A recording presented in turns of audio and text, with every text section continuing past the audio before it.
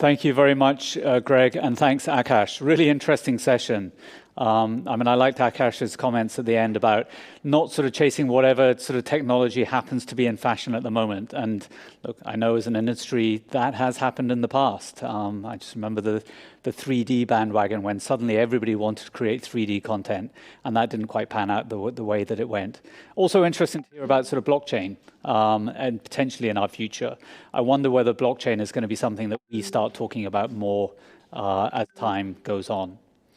So anyway, moving swiftly on, next we're going to be looking at recent developments in OTT tech and what new trends we're seeing in the industry. And to host the conversation, we've got a familiar face with Shad Hashmi, the APAC Partner Lead for Media and Entertainment from Amazon Web Services, and he will introduce his panelists. Shad, over to you. Hey, good morning. I loved the way that Akash ended his panel because he started with customer obsessed, which is obviously one of Amazon's primary leadership tenets, right? Putting the customer first. And that's what we're kind of going to do on this panel as well. And obviously customer obsession, business obsession, and Akash, humble as always, said he wasn't a fortune teller, but I've got potentially 3 fortune tellers sitting here today, even though they probably wouldn't admit to that, but they all have a very strong point of view. We've got Parminder, he needs no introduction. We've got Jonathan from Viaccess-Orca, and that'll be great. And we've got the inimitable Mr. Scott Favell from 7 West Media. So let's start off and dive straight into it and talk about what the customer really wants to see. All right, Scott, we talked about this, and because we're both old and we both remember the SD to HD transition, and people are going, no, SD is good enough, SD is good enough. We don't need HD. Like, who you don't even have an HD TV, right? And now I want to go, is there the same argument with UHD and with 4K and your point of view on that one? Yeah, look, totally. I think it's a great transition. And yes, I am old enough to have started my career with 1-inch tape and analog and going through that transition. So it's quite timely. Like, I think from my perspective, particularly at 7, where we're an advertising supported service, we really look at what's going to make that difference. And if I think about when customers come into the service, what do they want to do? They want to find some content quickly, and then they want to watch it. And so when you watch it, it's A, got to be reliable, and then B, the quality's got to be there. So the question then turns into, well, what exactly is that quality? So, obviously HD has been around for a long time, 4K and HDR in there. And I think my personal view is I'm a lot more excited about HDR than I am in 4K. I mean, I have a 4K set at home. I watch lots of 4K content. It's awesome. But I also really know the difference when, HDR comes on. I mean, there's the story I tell. I can put my mother, who's 70, in front of HDR, and she can tell the difference between it and SDR, whereas she's not going to see the difference between 1080 and 4K. So I think there is you get a lot more bang for your buck. So if you're doing HD with HDR, my argument is that you're going to give your customers a better experience than, for example, if you're just doing 4K without HDR. You add in particularly immersive audio, Atmos, that sort of thing, and you can create a great experience. I think you're better off doing those sorts of things, and in particular, giving on your encoding side, just giving enough bitrate to the pictures that you're encoding. I think a lot of people will go, well, actually, I'm going to go for a bigger number, be it back in the day 1080 or 4K. But if you don't have the right encoding tools, and in particular, just give it enough bitrate, then you're going to degrade that service. So yeah, that's kind of my point of view from a starting point. Okay, but I think the key thing that I took away from there was customer perception, right? The fact that a change can actually be perceived. Now, Parminder, in Singapore, you guys have been pioneering, or MediaCorp has been pioneering 4K. You've done a bunch of trials around the Olympics. I'd be interested to know what your perspective is. And obviously, feel free to, vehemently disagree with Scott here, right, on what he said. That always makes things fun. And tell us what you saw, and more importantly, if there were customer data or any sort of anecdotes around what people said when you made that transition to 4K. Yeah, look, we did 4K as far back as 2019 with the National Day Parade, incredibly successful, where from capturing the footage all the way to the transmission, it was all 4K. We're looking at all the trends, whether it's 5G, anything beyond that, very interestingly. But, since your question was about the customer experience, I'm going to just take a step back and think about it from a customer's point of view. whether it's 4K or 8K or 5D or HDR or whatever, these are industry obsessions, and these are transient industry obsessions. Why do I say transient? A year from now, 2 years from now, 4K will probably seem redundant and there'll be an 8K, right? And then you'll say, oh, the 4K is not state of the art. So I think these things, as a broadcaster, as a national media network, we just look at these trends as, if it's scale, if there's industry, enough momentum behind it, we're going to invest in it. At the same time, just look at what does the customer want? And the customer wants three things increasingly. And I think COVID over the last 2 years, because we are spending so much time behind our screens, has accelerated those three things. That number one is they want content to be highly super personalized and relevant to them. That's one, right? So you've got to understand your customer and give them relevant content. Number two is they are open to new virtual interactive experiences. We've seen this time and again in Singapore. We've done a lot of new initiatives like Singapore Property Show, Parenting Fair. These are all very interactive experiences. And we were wondering whether people are ready for these experiences or not. These are kind of metaverse kind of experiences, not really exactly metaverse, but similar, trending towards that. People are open to it across all age groups. Number three is they want a lot of these things built into one experience, which is commerce, live, interaction, great content, education, everything rolled into one. So you can combine all of these. Now you go for a technology that allows you to bring that experience to your customer. So I would say whether it's a particular technology or the other, I think that's a transient industry obsession, but the customers are getting more and more familiar, comfortable with any new technology trends that brings them these three experiences that I talked about. Okay, so the general gist being that while 4K is great industry obsession, but the customers at the moment are not that fast.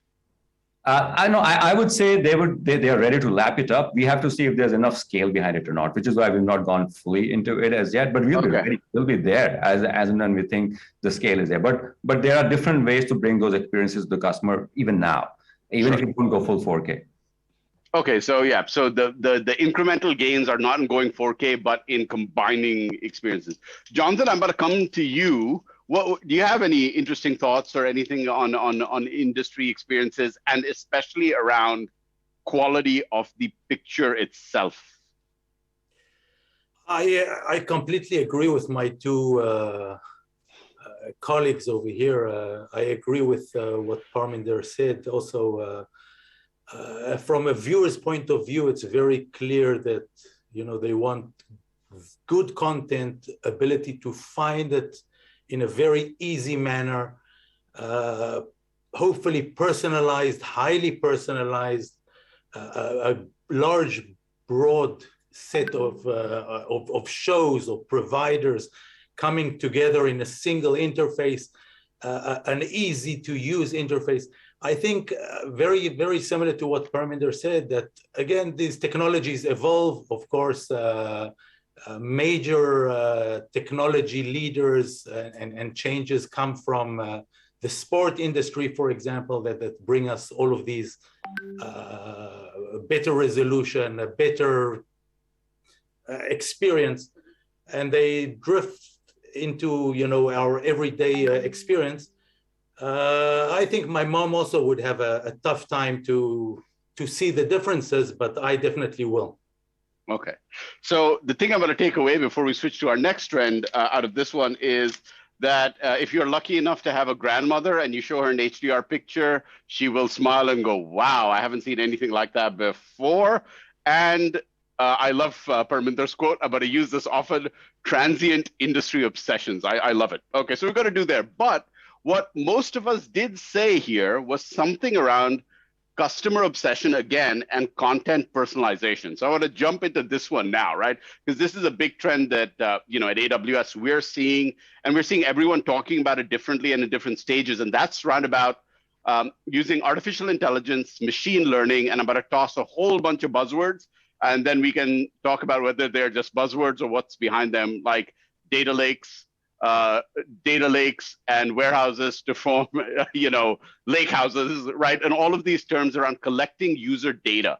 So Parminder, I'm going to go first to you this time, and I'm going to ask you about what is your view on this trend over here? And, is this just a transient thing, or how is this going to play out in the next couple of years?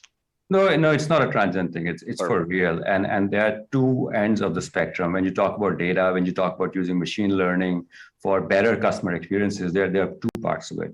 One is understanding the customers. The other is understanding your content. Now, what do I mean by that?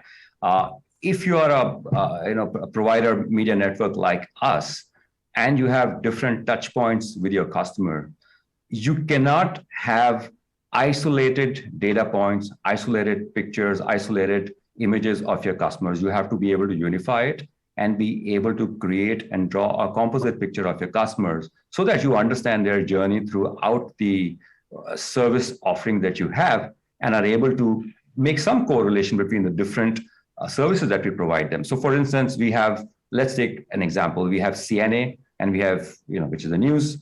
We have MeWatch, which is primarily entertainment, sports, and so on. You need to be able to draw the correlation between the customer who comes to CNA and to MeWatch. And you can't say, oh, these are two different entry points, different touch points. I don't know who comes to CNA. I don't know who comes to MeWatch. You should be able to unify it, because of which we've established a single sign-on. We've created this unique identifier called MeID, which helps us create a composite image of the customer. That's one end, the customer end. On the other end, companies like us who have huge amount of content. Some content is specific to specific parties, portals like CNA or MeWatch. Some of it is common. You need to be able to create it, put it all together through a common system and use metadata to make sense of that content. So we've just embarked and completed a 3-year exercise to unify our content management system. We had 5 or 6 different content management systems. Legacy companies like us who've grown over a period of 30, 40 years end up having different CMSs, no surprise. Most of the broadcasters globally have that. We decided 3 years back that we got to unify this. So we've just finished a 3-year project to combine our CMS. We are also linking our metadata across all our content repositories. So now you have a unified picture of the customer. You have a unified understanding of your content through a single CMS, through unified metadata taxonomy. And hopefully you can make very interesting ML-based, AI-based correlations between the two. And this is not going to diminish this trend. It's here to stay because the customer wants a better experience. So we think we'll only become more advanced in this spectrum as we go along. Okay, that's really good. Scott, I'm going to jump to you. I saw you kind of nodding. I don't know if there'll be a disagreement here. What do you think?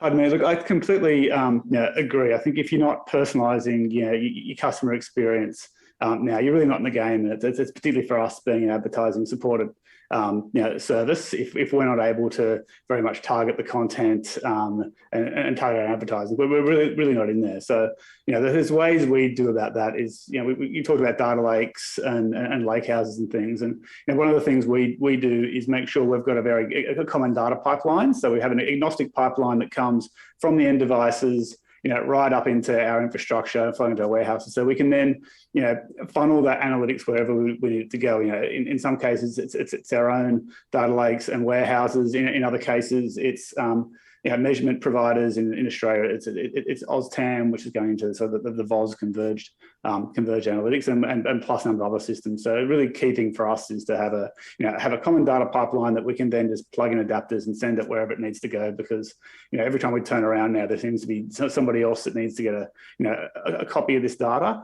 so that they can personalize experience, which brings in other challenges, because privacy is such a massive thing now. So we need to be very careful about making sure that we've created our, similar to Paminda.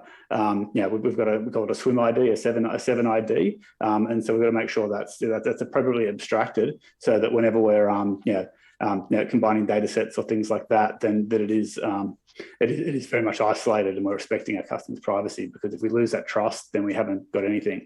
And maybe just the last one I'd sort of mention, we've talked a lot about the end customer, but being advertising supported, or the other side of us is the advertisers. And so we're going through a large program at the moment to completely transform our sales side, and so we can put a top tier CRM in our case it's Salesforce. And so we can really provide a tailored and personalized experience, not just to the end customers, but also for advertisers and the agencies as well. Okay, so we've got a couple of things here that we want to go through. I'm going to give Jonathan a chance. Jonathan, you want to jump in and give us a vendor perspective on this? Sure. Again, we are a technology provider, and we work with many operators. Generally speaking, I think data was neglected for a long time. The operators had much larger pains at the time. Their main pain was really to provide a good service, clear content, a good experience. And when data came in, it actually came in to support the recommendation platforms at first, to provide personal recommendations, a personal experience. Since it has broadened quite a lot, we've been looking at data for quite a long time. There's a lot of usage data coming from subscribers, from viewers.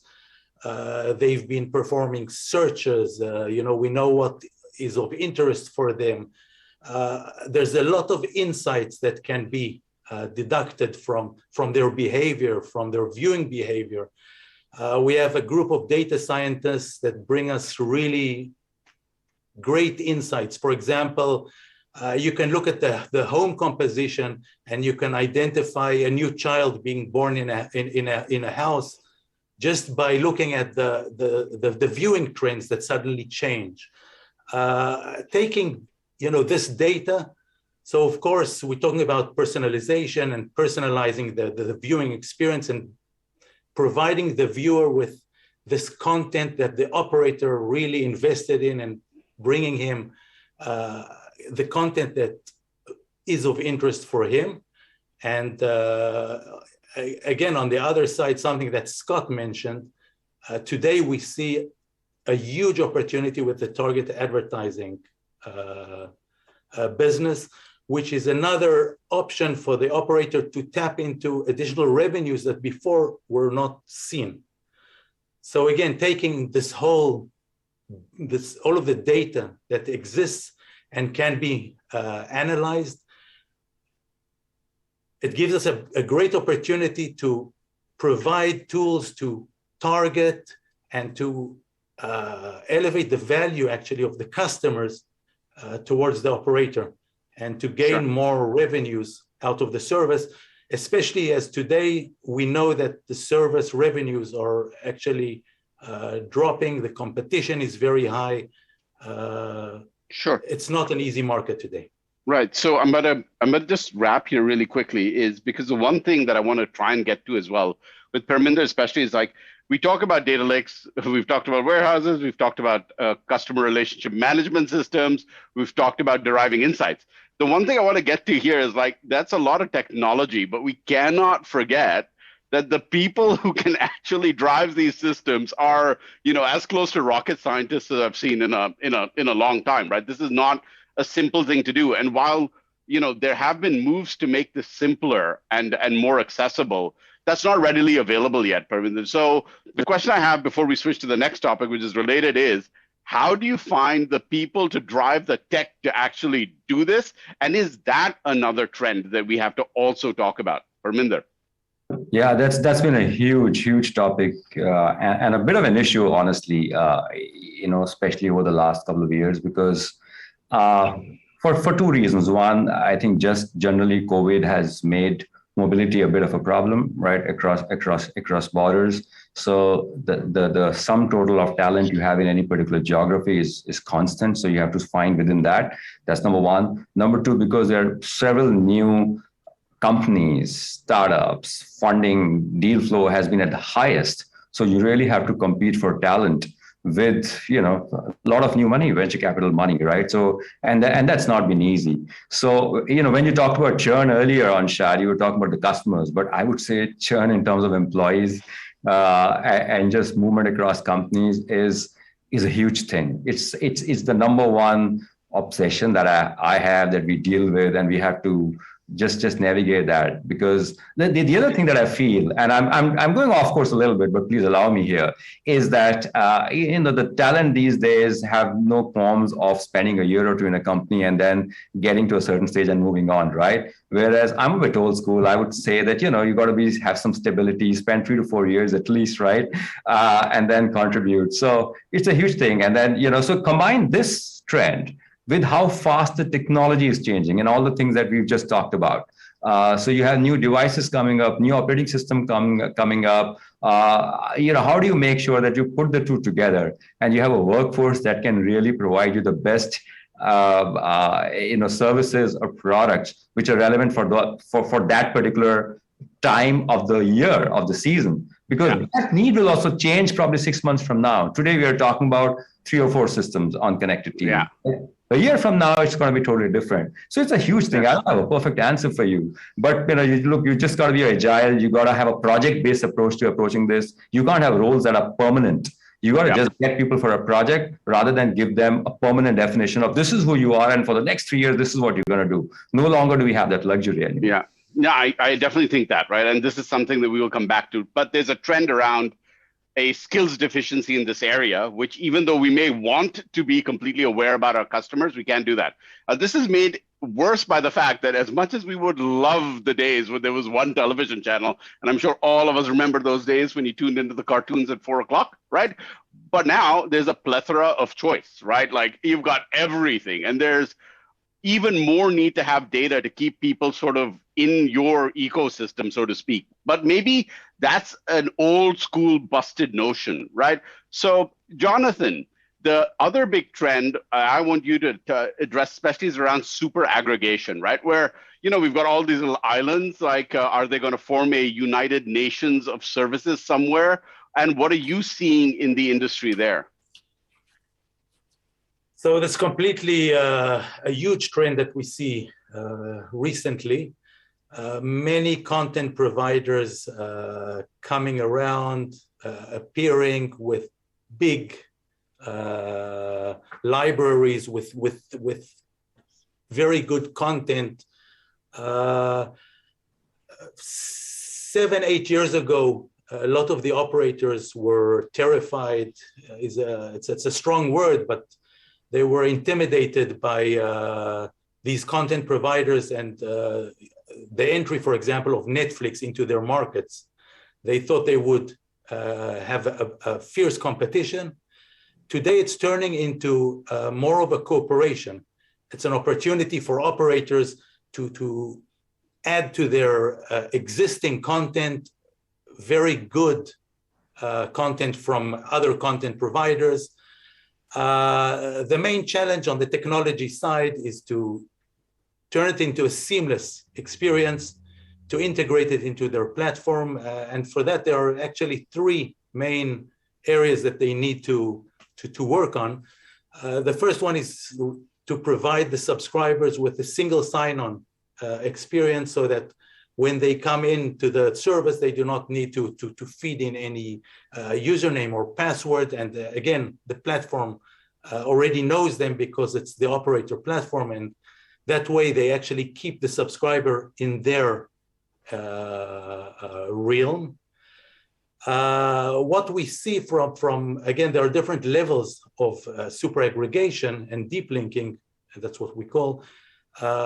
They need to integrate, of course, the billing to have a seamless experience, and of course, to support the search and recommendation and personalization experience. And if we spoke about data, then here again, it's another opportunity to gain much more data out of the experience and to provide their subscribers with a wider experience, seamless, and again, they do not compete, but they more gain from the additional force that they brought over. Someone will correct me with the term, it's like co-opetition or something, right? With compete and cooperate together, right? So Scott, I'm gonna jump to you, and I'm gonna ask you about, like, in your market, how do you see super aggregation coming about, right? Is it now becoming a trend? Is that what's going to happen? Or are we going to remain these tiny little Game of Thrones fiefdoms, right? And about monetization because you are ad supported. So how does that work in this entire billing and monetization framework? Yeah, interesting. I think look, it's definitely a fast-moving space. It's a question of whether that's how much it's churning the tree or not. I think in the Australian market, we're definitely seeing some of the telcos offering sort of subscription hubs.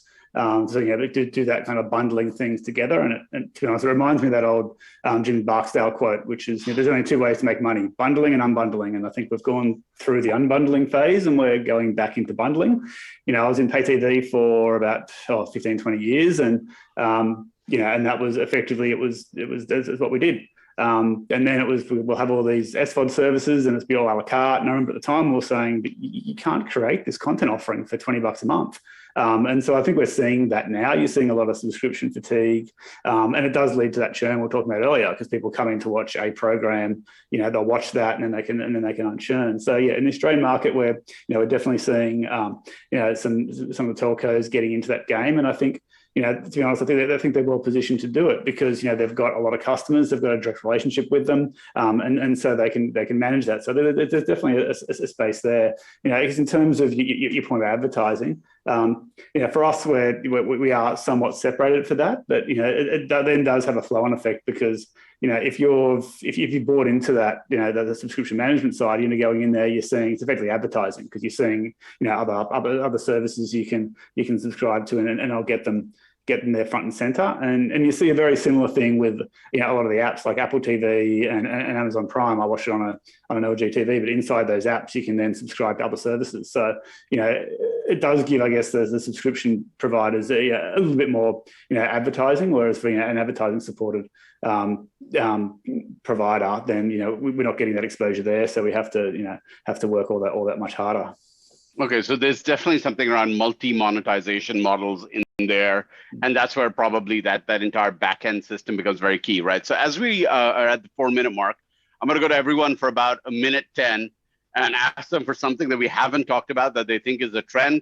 If you disagree with them, that's great. If you don't, please put in your 10 cents. So Parminder, coming to you first, sir. Something we haven't talked about, what was a trend in 1 minute? I think great, virtual experiences, not specific content, is a huge thing. This is an unprecedented opportunity for players to create new IPs, new experiences that will actually transcend the current technology we have into the metaverse or whatever the future brings to us. We should be talking more about that, and we strongly believe that that's the way to go. Okay, so you are virtual experiences, and I will simplify that to be virtual experiences being the gateway almost to the metaverse, and that's how we kind of learn about it even more than we are now. Okay, that's great. Jonathan. So virtual reality and these trends we see them as well, but I think also the COVID brought up what we call the watch party, and the ability to look at the different angles of a sport event, for example, watching a goal being kicked from behind the goalkeeper, as well as other angles. These are new things that we see and we meet quite a lot. Yeah, I think that's another one. We'll come back to that to you, Parminder, because I know you have something there, but around enhancing feeds. Right? More personalization, more tailoring, more information. Yeah, definitely something there. Scott? Yeah, what we haven't talked about is on the production side of things. So, as we're seeing that move very, very firmly from being, on-prem SDI-based workflows into the cloud. And so there's traditional television type use cases that we did, like we just did the Winters and Paralympics. We did a full end-to-end cloud production, business switching, clip cloud, all that stuff in the cloud. But the other end of it is lots of small SaaS services, like, so for example, podcasting or sessions like this, to be honest, where you can, because the production tools, you don't need infrastructure for them, they become in some cases very cheap. So you're seeing, I think, a lot of content creation happening outside of that traditional broadcast that you're then actually seeing other funneled into broadcast or streaming, or then feeding into like metaverse or those types of experiences. So I think we're going to see a lot more of that. I think we're going to see a lot more of, instead of you're buying an individual components from people and then putting it together. There's going to be a lot more use of SaaS services in remote production. And I think also we sort of talked a little bit about. And that was a question we had as well, is like, it's going to the production is moving up to the cloud, and obviously like the barrier of entry that this production would have been impossible to do, like, 5 years ago, right? Without this kind of technology. And so the person who asked that question, please come to me. We have a very strong point of view on media production in the cloud, and we can get to that. And I'm sure Scott will be able to add something there too. So we're under a minute. I'm going to do a quick wrap of the sound bites that we have. So the best one that I heard was transient industry obsessions around 4K and UHD. That was really nice. That resonated with me. Another thing that we talked about was Jonathan said that we suffered from data neglect for a long time, and now that correction is coming. But again, the technology is there, but understanding it, deploying it needs people, and that's like as Parminder again said. Churn, not churn, like there's employee churn, which we need to look at and fill that talent gap. And then obviously at the end, remote production and then virtual experiences, key, talk about it a lot next year, VR, watch parties, and more around sports. And then as Scott put in the end, that production's going into the cloud, and that is probably going to be it, because we're now out of time. Thank you. Thanks, everyone. Thank you, everyone.